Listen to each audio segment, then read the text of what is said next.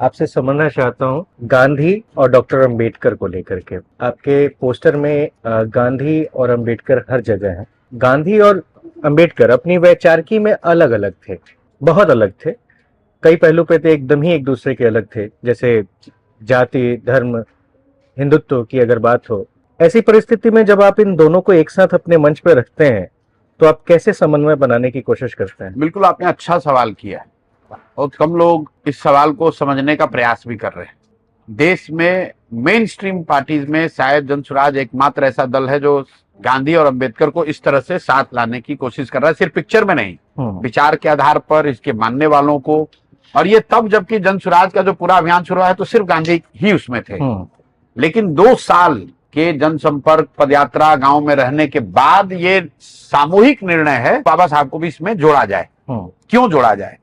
क्योंकि लड़ाई हमारी किससे है? राजनीतिक लड़ाई भाजपा से है, भाजपा की विचारधारा से है, आरएसएस से है। और इस विचारधारा को अगर हराना है तो उसको हराने का राजनीतिक वैचारिक फॉर्मूला क्या है?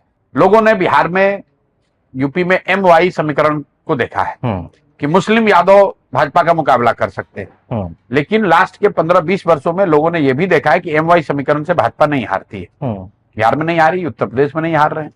उत्तर प्रदेश में अब वो PDA की बात कर रहे हैं और यहां पर भी MY को तो कोई सफलता मिली नहीं। क्यों नहीं मिली, उसको एग्जामिन कीजिए।